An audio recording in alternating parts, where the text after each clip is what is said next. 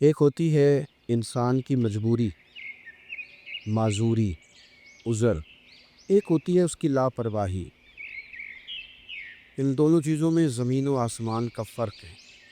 یہ جو لاپرواہی ہوتی ہے یہ کسی بھی شخص سے منسلک ساری چیزوں کو ہی خراب کر دیتی ہے۔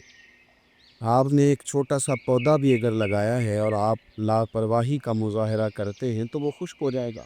تے جے مالی جیندے ہون تے پھر بوٹے سوکدے نہیں۔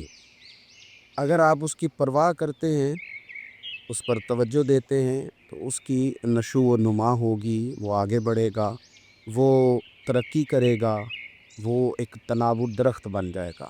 جس چیز کی بھی آپ پرواہ نہیں کرتے، آپ اپنی صحت کی ہی اگر پرواہ نہیں کرتے، آپ نے کبھی نہیں دیکھا کہ یہ کھانا جس ہوٹل سے میں کھا رہا ہوں یہ کوئی معیاری ہے یا بالکل غیر معیاری ہے، آپ نے کبھی پرواہ نہیں کی کہ مجھے کوئی اپنی خوراک کا وقت مقرر کرنا چاہیے اور مرتب طریقے سے مجھے غذا لینی چاہیے، تو آپ بیمار ہو جائیں گے۔ لاپرواہی آپ کسی چیز کی بھی کرے، غفلت آپ کسی چیز پر بھی کرے، بات کو شخص آپ کو سمجھا رہا ہوتا ہے، آپ کو گھر والے کوئی بات کہہ رہے ہوتے ہیں، لیکن چونکہ آپ غیر حاضر ہیں، لاپرواہی سے سن رہے ہیں، غفلت سے سن رہے ہیں، تو آپ کو پوچھنا پڑتا ہے کیا کہا تھا آپ نے؟ کیوں بھلا یہ ہوتا ہے کہ آپ غفلت میں تھے۔ یہ جو غفلت ہے نا، غفلت یہ بڑی نقصان دہ چیز ہے۔ یہ انسان سے تعلق رکھنے والی ہر چیز کا برا حال کر دیتی ہے۔ ہم نہ تو اب کمزور ہیں، نہ ان پڑھ ہیں، نہ چھوٹے ہیں، نہ جدید دور کے تقاضوں سے ہم نا آشنا ہیں۔ کسی شخص سے بھی آپ گفتگو کریں گے تو اللہ کے فضل سے وہ ڈھیر ساری چیزوں کا ادراک رکھتا ہے، سمجھ رکھتا ہے، شعور رکھتا ہے۔ وہ آپ کے ساتھ جب گفتگو کرتا ہے تو محسوس ہوتا ہے کہ وہ ساری چیزوں کو سمجھ رہا ہے، خطرات سے بھی آگاہ ہے، خوشخبریوں سے بھی آگاہ ہے، آنے والے وقت میں کون سی چیزیں نقصان کا باعث بن رہی ہیں اور کون سے پھول خوشبو دینے جا رہے ہیں، وہ سب چیزوں کو جانتا ہے۔ لیکن اس کے باوجود جو اتنی زیادہ کمزوری امت میں آ گئی ہے، اس قدر زیادہ ٹوٹ پھوٹ کا جو ہم شکار ہیں، تو زیادہ تر مسئلہ ہماری لاپرواہیوں کا ہے۔ ہم غفلتوں کا شکار ہیں۔ غفلت ایک خوفناک چیز کا نام ہے۔ یعنی جو بندہ پرواہ نہیں کرتا، توجہ نہیں دیتا، خیال نہیں کرتا اپنی ذمہ داریوں کا، وہ شخص فساد کا باعث بنتا ہے، وہ نقصان کرتا ہے، وہ اذیت ناک حد تک چیزوں کو لے جاتا ہے۔ آپ کو بہرحال پرواہ کرنی پڑتی ہے۔ یہ جس دور میں میں اور آپ ہیں نا، یہ لہو و لعب کا دور ہے، کھیل تماشے کا۔ کھیل تماشا ہمیشہ انسان کو لاپرواہ کر دیتا ہے۔ آپ دیکھ لیں، کل تک کھیل تماشا کسی گراؤنڈ میں جا کر کسی آلے کے ساتھ کھیلا جاتا تھا، وقت نکال کے لوگ جاتے تھے، کچھ دیر کے لیے ان کا ذہن تقسیم ہوتا تھا، گھر لوٹتے تھے، اپنی ڈیوٹی کرتے تھے۔ اب کھیل تماشے ہماری جیبوں میں آ گئے۔ چھوٹا آدمی، بڑا آدمی، اس سے بڑا آدمی، وہ سب اس کھیل تماشے میں مبتلا ہیں، اور وہ مذاق کی کیفیت اتنی دور چلی گئی ہے، میں بڑی معذرت کے ساتھ یہ بات عرض کرنے لگا ہوں کہ بعض اوقات بڑے بھی اس چیز کا شکار ہو کر اس طرح کی بات کرتے ہیں کہ چھوٹے ادھر ادھر دیکھ رہے ہوتے ہیں کہ کیا اس کو یہ بات کرنی چاہیے تھی، لیکن چونکہ ساری رات ساری صبح لگ ہی اس کھیل تماشے میں گئی ہے، لہو و لعب میں گئی ہے، مزاج بن گیا ہے، قوم سنجیدہ نہیں رہی۔ آپ کسی شخص سے بھی بات کر رہے ہوتے ہیں تو وہ چاہتا ہے کہ کچھ دیر میں گپ شپ کروں، کھیل تماشا کروں، شغل مغل کروں، میں گزر جاؤں۔ سنجیدگی فکر، مزاج کا ٹھہراؤ۔ اور درویشوں نے تو شکوہ کیا ہے کہ عمر بیت گئی، لوگوں کی عمر بیت گئی، ہڈیاں کمبن، گوڈے کھڑکن، اڑ گیا لک تیرا، اجے بھی گناہ تو باز نام ہے، واہ واہ مرد دلیرا۔ میاں صاحب کہنے لگے یہاں تک تو پہنچ گیا ہے کہ ہڈیاں کمبن اور تیرے گوڈے کھڑکن تے اڑ گیا لک تیرا، اجے بھی گناہ تو باز نام ہے، او واہ واہ مرد دلیرا۔ وہ تو اتنا دلیر ہو گیا کہ جب تجھے چاہیے تھا کہ اب ہی تیرے ہاتھ میں استغفار کی تسبیح آتی، اب ہی تجھے سجدے کا ذوق ہوتا۔ ہم اتنے زیادہ غفلت کا شکار ہیں، آپ یقین کریں۔ دیکھو، معافی ہوتی ہے عذر کی، معافی ہوتی ہے معذوری کی، غفلتوں کی معافی۔ جب ہم اسکول میں پڑھتے تھے، مدرسے میں پڑھتے تھے، تو جس بچے کا پتہ چل جاتا تھا نا یہ بیمار تھا، اسے مار نہیں پڑتی تھی۔ جس کا پتہ چل جاتا تھا نا کہ اس کے گھر میں کوئی پریشانی آ گئی تھی، اسے مار نہیں پڑتی تھی۔ غصہ دلانے والی بات یہ ہوتی تھی کہ گھر والے کہتے تھے کہ ہم نے تو بھیجا تھا، صبح تیار کر کے بیگ دے کے اس کو روانہ کیا تھا، اور جب پتہ چلتا تھا نا کہ یہ آیا نہیں، وہاں بیٹھ کر وقت گزارا، وہاں بیٹھ کر وقت گزارا۔ اب یہ وہ مسئلہ تھا کہ استاد اس پر یوں ہوتا تھا کہ جس طرح وہ پورے جھلال میں آ گئے۔ اس بات نے انہیں اتنا غصہ دلا، تو بیٹھا رہا، جان بوجھ کے نہیں آیا۔ اس کو شدید مار پڑتی تھی۔ جب ہم بڑے ہوئے، کتاب و سنت کو دیکھا تو کچھ چیزیں عجیب سی سمجھ میں آئیں۔ سیاستہ میں حدیث موجود ہے کہ صحابہ کرام علیہم رضوان فرماتے ہیں کہ ایک جنگ کا موقع تھا، تو وہ رستے بڑے سخت تھے، دشوار گزار گھاٹیاں تھیں، بڑی مشکل سے ہم نے وہ راہیں طے کی۔ ہمیں لگا کہ اس جہاد پر ہمیں بہت اجر ملے گا، اور پھر ہمارے دلوں میں یہ بھی خیال آتا تھا کہ فلاں فلاں فلاں فلاں تو صحابی آئے نہیں، وہ تو گھر میں رہے۔ اللہ کے محبوب صلی اللہ تعالیٰ علیہ وسلم نے ہمارے ان خیالات کو بھانپا اور کریم فرمانے لگے، تمہیں اس جہاد پر بڑا اجر ملے گا، لیکن یاد رکھنا تمہارے کچھ بھائی ہیں جو گھروں میں بیٹھے ہیں، مجبوریوں نے، آزمائشوں نے، پریشانیوں نے، عذر نے انہیں آنے نہیں دیا۔ جتنا تمہیں صبر کر کے، مشقت جھیل کے، سفر کر کے جہاد کا ثواب ملے گا، اتنا ہی انہیں گھر بیٹھے بیٹھے بھی ثواب ملے گا۔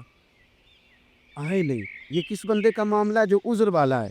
اور اگر کسی کے اجتہاد میں غفلت ہو گئی، حضرت کعب بن مالک رضی اللہ تعالیٰ، یہ بھی صحیح بخاری میں، کل چلا جاؤں گا، حضور تو جہاد پہ چلے گئے لیکن اجتہاد میں غفلت ہو گئی، کل چلا جاؤں گا، پرسوں جاؤں گا، ترسوں، فرماتے ہیں میں جا ہی نہیں سکا، حضور واپس آ گئے۔ جن منافقوں نے جھوٹ بولے جا کے کہ یہ مسئلہ ہو گیا تھا، یہ مسئلہ ہو گیا تھا، ان کو تو مل گئی معافی، لیکن میں چونکہ مخلصین میں سے تھا خدا کے فضل سے، اور ہو گئی تھی غفلت، 50 دن نبی کریم مجھ سے ناراض رہے۔ 50 دن اللہ کے لیے، تو رب کے رستے میں جہاد کرنے نہیں آیا، 50 دن حضور ناراض رہے۔ فرماتے تھے مدینے کی گلیاں میری تھیں، سب میرے اپنے تھے، پر کریم جو ناراض تھے تو کوئی پھر سلام بھی نہیں لیتا تھا۔ مجھے یوں لگتا تھا کہ مجھے دیکھ کر ہوائیں اور فضائیں بھی رستے بدل جاتی ہیں۔ 50 دن میں مسجد میں آتا تھا، جب میں چہرہ ادھر کرتا تو حضور مجھے دیکھتے، اور جب میں حضور کو دیکھتا تو کریم چہرہ بدل لیتے، میں ویکھاں تے یار نہ ویکھے، تے جدوں نہ ویکھاں ادوں ویکھے، ایڈے نصیب کتھوں تتڑی دے، میرے وچ ویکھن دے ویکھے، غلام فریدہ بوئے یار دے مرنا ہے پامے ویکھے یا نہ ویکھے۔ ختم ہو گئی بات۔ حضرت کعب بن مالک کہتے 50 دن کے بعد پھر رب کریم نے میری توبہ قبول کی، اور مدینے والے رسول نے اعلان فرمایا جو عذر کی وجہ سے نہیں جا سکے، مجبوری سے، انہیں گھر بیٹھے بیٹھے ثواب ہے، لیکن جن کے اجتہاد میں غفلت ہوئی، سمجھنے میں غفلت ہوئی، کل پرسوں ترسوں چلے جائیں گے، ان سے 50 دنوں کی ناراضگی ہے۔ کتنے لوگ ہیں جن کی فجر گزر جاتی ہے بستر پہ، زور گزر جاتی ہے پھٹے پہ گپوں میں، عصر گزر جاتی ہے چائے پینے میں، مغرب اور عشاء موبائل پہ لیٹے لیٹے بیت جاتی ہے، اور ان سے آپ گفتگو کریں تو وہ دانشور ہیں، آپ بات کریں تو پنچایت ختم کرنے والے لوگ ہیں، آپ ان سے بات کریں تو وہ عالمی سیاست پر نظر رکھتے ہیں، آپ گفتگو کریں تو شعور کی اعلیٰ گتھیاں سلجھاتے نظر آتے ہیں۔ خدا مجھے ایسی خدائی نہ دے کہ اپنے سوا کچھ دکھائی نہ دے۔ یہ غفلتیں ہیں، یہ شورش ہے، یہ اپنے منہ سے خود میاں مٹھو بننا ہے۔ اس غفلت کو تھوڑا سا توڑا جائے، ورنہ زنگ لگ جاتا ہے صلاحیتوں کو۔ جو لوگ تھوڑے دن موٹر سائیکل نہیں نہ چلاتے، ان کے لیے مشکل ہو جاتا ہے پھر اس کو سٹارٹ کرنا بھی۔ ہمارے استاد کہا کرتے تھے جو لوگ پڑھاتے نہیں انہیں کتابیں بھولنے لگ جاتی ہیں، جو لوگ کوئی کام کرتے نہیں پھر وہ آہستہ آہستہ وہ زنگ آلود ہو جاتا ہے، وہ کہتے ہیں اب نہیں ہو سکتا تم سے، اب مشکل ہے۔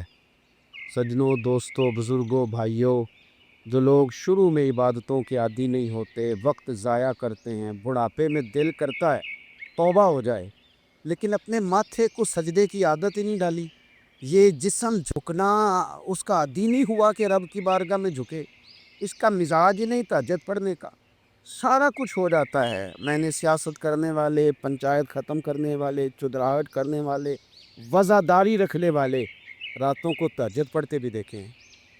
میں نے قرآن پاک سے پیار کرتے دیکھے ہیں۔ میں گواہ ہوں بہت سارے لوگوں کا، یہ کام ہو جاتا ہے۔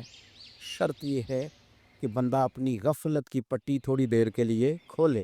دوسری بات یہ کہ ہم خوش فہمیوں میں بڑا زندہ ہیں، بڑا زندہ ہیں، بڑا اوہو، یعنی 2 4 5۔ کچھ لوگ کہتے ہیں اللہ کریم بڑا ہے۔ اللہ اگر کریم بڑا ہے نا میرے بھائی، تو نبی پاک صلی اللہ علیہ وسلم نے فرمایا وہ بڑا بیوقوف ہے جو خدا کی رحمت کی امید بھی رکھے اور اللہ کو ناراض بھی کرے، تو بیوقوف بندہ ہے۔ اگر وہ کریم ہے تو پھر تو محبت میں ہی اس کی بات مان، بات تو پھر بھی نہیں مان رہا۔ کچھ لوگ کہتے ہیں نبی پاک صلی اللہ تعالیٰ علیہ وآلہ وسلم شفاعت کریں گے۔ بھئی ہمارا تو سہارا ہی اس بات پہ ہے، حضور سفارش کریں گے، پر نبی پاک نے درجنوں جگہوں کہا ہے جو میرے طریقے پہ نہ چلے فلیس منا، مجھ سے نہیں۔ حضور نے فرمایا جو بڑے کی توقیر نہ کرے، چھوٹے پہ رحم نہ کرے، وہ مجھ سے نہیں۔ فرمایا جو ملاوٹ کرے وہ ہم میں سے، تو یہ حدیثیں بھی تو یاد رکھو نا۔ شفاعت کی بات انکار نہیں، حضور گناہ گاروں کی ہی کریں گے، لیکن یہ حضور نے جو ہمیں اسباق پڑھائے یہ کس لیے پڑھائے؟ یہ بھی تو ہماری سمجھ کے لیے ہے نا۔ یہ ساری چیزیں ہم نے غفلت بنا کے اپنے اوپر اوڑھ لی۔ اور پھر سب سے بڑی بات یہ، جو لوگ جنت کے وارث اور مالک ہیں نا، کریم محبوب نے فرمایا یہ جو میری بیٹی فاطمہ ہے جنتی عورتوں کی سردار ہے، تو یہ تو جنت کی مالکہ اور وارثہ ہیں۔ وہ تو ساری رات ہی نماز پڑھتی تھی، سارا دن عبادت کرتی تھی، پاک سب سے زیادہ تو ان کو تھا، تو یہ تو 1 منٹ کے لیے مصلی سے جدا نہیں ہوئے۔ اور جنہوں نے صرف امید لگائی ہے، کوئی ان کے پاس ڈگری نہیں، وہ بن کے بیٹھ گئے ہیں۔ وہ کہتے ہیں جناب جنت، مطلب ہم جسے کہیں کہ معاذ اللہ وہ ہو جائے گا، دوسرے کو جانے دیتے ہیں۔ اپنی زندگی میں خوش فہمیاں نہ لائیں، یہ غفلت پیدا کرتی ہیں۔ غفلت بڑی خطرناک چیز کا نام ہے۔ جب بندہ غافل ہو جاتا، میں آپ سے ایک بات عرض کروں، حضرت عبداللہ ابن مسعود فرماتے ہیں کہ مومن رائی کے دانے کے برابر غلطی ہو جائے تو اسے لگتا ہے میرے سر پہ پہاڑ کھڑا ہے، اور فرمایا جو منافق ہوتا ہے نا، وہ پہاڑ کے برابر گناہ کر کے کہتا ہے بات ہی کوئی نہیں، فلانا بھی کرتا ہے، یہ بھی کرتا ہے، ساری دنیا کر رہی۔ یہ نفاق کی علامت ہے، اگرچہ بعض نے اسے نفاق عملی کہا، اعتقادی نہیں کہا۔ عزیز دوست، جب آپ چھوٹی غلطی کرتے ہیں تو پھر وہ چھوٹی چھوٹی غلطیاں پہاڑ بنتی ہیں، چھوٹی چھوٹی۔ وہ حضور نے فرمایا نا، جب تو ایک گناہ کرتا ہے تو تیرے دل پہ ایک دھبا لگتا ہے، نہ توبہ کرے تو دوسرا لگتا ہے، نہ کرے تو تیسرا، پھر دل کالا سیاہ ہو جاتا ہے۔ چھوٹی چھوٹی غفلتیں بڑی غفلتوں کو جنم دیتی ہیں، چھوٹی چھوٹی کمزوریاں بڑی کمزوریوں کو لے کے آتی ہیں۔ اسی طرح بخاری مسلم میں حدیث ہے، نبی پاک صلی اللہ تعالیٰ علیہ وسلم نے فرمایا کچھ لوگ کھلم کھلا گناہ کریں گے قیامت کے قریب۔ اعلانیہ، یا رسول اللہ صلی اللہ علیہ وسلم وہ کس طرح؟ تو حضور فرماتے ہیں انہوں نے رات کو غلطی کی تھی، رب نے ان کی غلطی پر پردہ ڈال دیا، انہوں نے سویرے اٹھ کے خود لوگوں کو بتانا شروع کیا، اور دیکھا میں نے رات یہ کیا معاذ اللہ۔ فرمایا جب انہوں نے اللہ کے پردے کو کھولا تو پھر رب نے بھی ان کا پردہ کھول دیا۔ او میرے دوستو، بتاؤ نا، جس کے رب پردے کھول دے پھر کون ہے جو اس کی پردہ داری کرے؟ کون ہے جو پردہ پوشی کرے؟ حضور فرماتے اس نے کلم کلا گناہ، فخر سے بتاتے ہیں لوگ یہ کرتا۔ میں بڑے ادب سے عرض کروں گا بزرگوں کی خدمت میں، جو بڑی عمر کے ہیں، جن کی اب اولادیں ہیں، اگر ان کی زندگی میں کچھ ایسی کمزوریاں ہیں تو بچوں کو سمجھانے کے لیے بھی اس کو ڈسکس نہ کریں۔ ہم یہ کرتے تھے، ہم یہ کرتے تھے، اس کا کوئی فائدہ نہیں، یہ ہم کر کے دیکھا ہے سارا کچھ۔ نہ نہ نہ نہ، جس طرح گناہ ہے، اس طرح گناہ کا اظہار بھی گناہ ہے۔ آپ ڈبل جرم کر رہے ہیں، آپ دلیر کر رہے ہیں سامنے والے کو کہ تو بھی کر، خیر ہے۔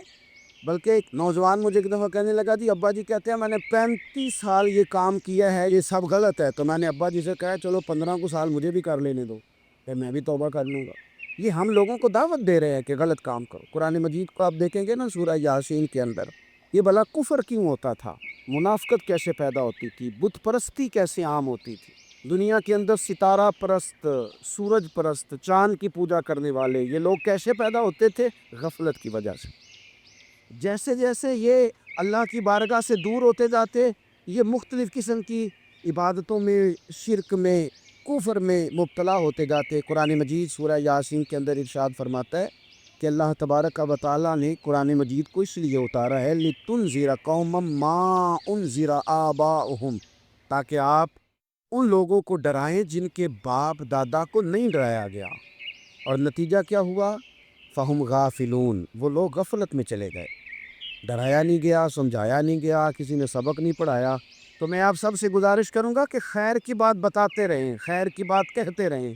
خیر کی بات جو ہوتی ہے یہ فائدہ کرتی ہے ہمیشہ. تو غفلتیں اپنی دور کرنی چاہیے. دوسرا یہ ہوتا ہے، ایک تو انسان جب وہ دور ہو جاتا ہے چھوٹے چھوٹے گناہ کر کے تو غفلت آتی ہے. دوسرا قرآن پاک نے ایک اور مقام پر اس کا ذکر فرمایا ہے. وہ اس طرح فرمایا ہے کہ جو انسان کی پیاری چیزیں ہیں نا، بعض اوقات جن سے وہ لگاؤ پیدا کر لیتا ہے، جن سے محبت اس کی بڑھ جاتی ہے، وہ چیزیں بھی غفلت پیدا کرتی ہیں. ان میں دو چیزوں کا تو قرآن پاک نے نام لے کے ذکر کیا ہے. ویسے وہ ڈھیر ساری چیزیں ہیں، ایک دو تین نہیں. سیاست بھی بندے کو غافل کرتی ہے، دوستوں کی کثرت بھی بندے کو غافل کرتی ہے، کھیل تماشا بھی غافل کرتا ہے، پیسے زیادہ آنے لگ جائیں تو وہ بھی بندے کو غافل کرتے ہیں، تعریف کرنے والے زیادہ ہو جائیں تو وہ بھی غفلت میں مبتلا کر دیتے ہیں. بندہ کسی کرسی پہ بیٹھ جائے تو پھر بھی ادھر ادھر دیکھنے کو تیار نہیں ہوتا. یہ ساری چیزیں غافل کرتی ہیں. لیکن دو چیزوں کا نام لیا قرآن پاک نے، فرمایا یا ایھا الذین آمنوا لا تلھکم اموالکم ولا اولادکم عن ذکر اللہ. فرمایا اے ایمان والو، کہیں ایسا نہ ہو کہ تمہاری اولاد اور تمہارا مال تمہیں اللہ کی یاد سے غافل کر. مال اور اولاد، بیوی کو، اولاد کو ایک مقام پہ قرآن پاک نے دشمن بھی کہا ہے. کب؟ جب یہ تمہیں کہیں کہ حرام کما کے لاؤ، جب یہ تمہیں کہیں کہ ہمیں جس طرح کا مرضی مال دو، جب یہ تمہیں کہیں ناجائز کرو، یہ دشمنی کر رہے ہیں تمہارے ساتھ. یہ مال اور اولاد یہ بندے کو غافل کر دیتے ہیں. کاروبار کرنا، مال کمانا، بچے پالنا، یہ ایک جزء ہے زندگی کا، یہ کل زندگی نہیں. کل زندگی تو یہ ہے کہ آپ نے دین کے لیے کیا کیا، ملت کے لیے کیا کیا، ملک کے لیے کیا کیا، غریب کے لیے کیا کیا. کبھی کسی بندے نے جھونپڑیوں والوں سے پوچھا ہے کہ بارشوں میں تمہارا کیا حال ہوتا ہے؟ وہ کچی آبادیاں جہاں سے گزر کے ہم اپنے بچوں کو دکھاتے ہیں کہ یہ دیکھو یہ پرانے مکان سارے اسی طرح کے ہوتے تھے. کبھی ان لوگوں سے آپ نے پوچھا ہے جو ساری رات چھتوں کے نیچے بالٹیاں رکھ کے وقت گزارتے ہیں کہ چھت ٹپکتی ہے؟ ان سے پوچھا ہے کہ رات بچے سو پائے تھے کہ نہیں؟ اچھا جی بارش ہو رہی ہے تو پھر ہم نے کیا کرنا تھا؟ ہم نے گھر والوں کو پکوڑوں کا آرڈر دینا تھا، وہ وقت پہ دیا. ہم نے کہا تھا کوکنگ آج اپنی. یہ کب ہوتا ہے؟ جب قومیں غافل ہو جاتی ہیں مال میں، مزوں میں، اپنی ذاتی زندگی کے پیچ و تاب میں، پھر وہ اتر کر دائیں بائیں دیکھنا پسند نہیں کرتی. اللہ فرماتے ہیں مال اور اولاد کہیں تمہیں اللہ سے غافل نہ کر دے. کہیں ایسا نہ کر بیٹھنا کہ تم اس میں الجھ جاؤ پوری طرح اور تمہیں صرف اور صرف اپنے بچے یاد رہ جائیں. تجارت کرنی چاہیے، لیکن ہم تجارت نہیں کرتے، بانی تاجر جاتے ہیں. ہر چیز کو تجارت کی نظر سے دیکھتے ہیں. ڈاکٹر آپ بنے لیکن زندگی ساری ہی آپ ڈاکٹر بن کے نہ گزاریں. آپ کے کچھ اور تعلقات بھی ہیں، کچھ اور رشتے بھی، ان پر بھی تھوڑا غور کر لیں. غفلتیں تیزی سے آتی ہیں اور وہ آ کر کے ہمارے اوپر حاوی ہو جاتی ہیں. جو پرانے لوگ تھے نا، غافل نہیں ہوتے تھے. بڑے بڑے لوگ اپنے آپ کو کنٹرول کرتے تھے، دیکھتے تھے کہ یہاں کچھ چیز مجھ پہ حملہ آور تو نہیں ہو رہی، فلانی چیز کہیں میرے اوپر زیادہ قبضہ تو نہیں کر رہی. وہ پھر ان چیزوں سے اپنے آپ کو بچاتے تھے. نفسانی خواہشات کا غلبہ یا دوستوں کی تعریفیں یا ادھر ادھر کی چیزیں، وہ اپنے آپ کو تیزی سے اس سے بچاتے. اس رستے سے اجتناب کرو جو رستہ غفلت لاتا ہے، جو رستہ تکلیف میں مبتلا کرتا ہے. جو دم غافل سو دم کافر. سانوں تے مرشد ہوئی پڑھایا ہو، ہمیں تو یہ سبق دیا گیا. مجھے کہہ لینے دیں، ہم میں سے ڈھیر سارے لوگ ہیں، پلٹ کر اپنی زندگی دیکھیں، اپنے آپ پر غور کریں تو ہم اتنے قابل تھے کہ شاید ہمیں کوئی اپنے دروازے پر چوکی دار بھی نہ رکھتا.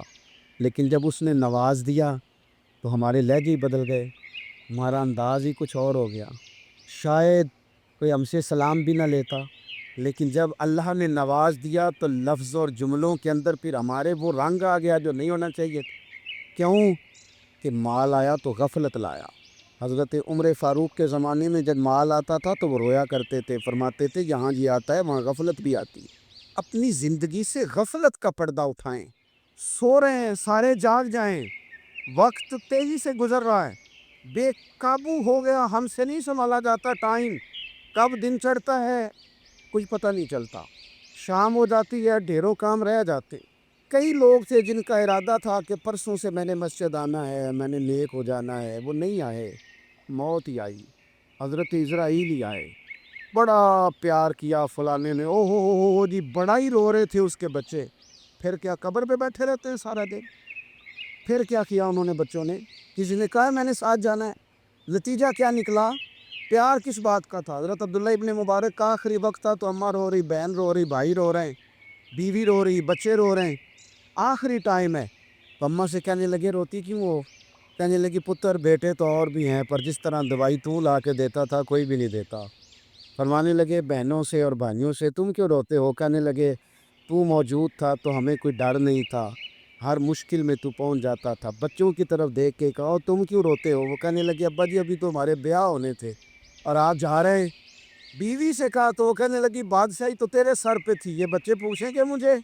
تو حضرت عبداللہ ابن مبارک نے سر سجدے میں رکھا اور کہنے لگے مالک میں سمجھ رہا تھا یہ مجھے رو رہے ہیں، یہ تو اپنی ضرورتوں کو رو رہے ہیں، میرا خیال تھا کہ میرے جانے کا انہیں ڈر لگا ہوا، نہ ان سب کو تو اپنا اپنا مسئلہ ہے کہ میرا کیا بنے گا تو میرا کیا بنے گا تو میرا کیا بنے گا، پھر کھول کے روئے اور سب کی طرف دیکھ کے کہنے لگے اور تمہارا تو مسئلہ پیچھے حل ہو ہی جائے گا، اکٹھے بیٹھے ہو، میں سوچ رہا ہوں قبر میں جاؤں گا تو میرا کیا بنے گا، رب کی بارگاہ میں حاضر ہونا ہے، سوال جواب ہونے ہیں، حساب دینا ہے، وہ مجھ سے کرے سوالات پوچھے گا تو کتنا لئی تو پاپ کمائے، دس نہ ان کتھے نہیں ہو تیرے کر دے، بلا ان کو تیرے حصے کا حساب۔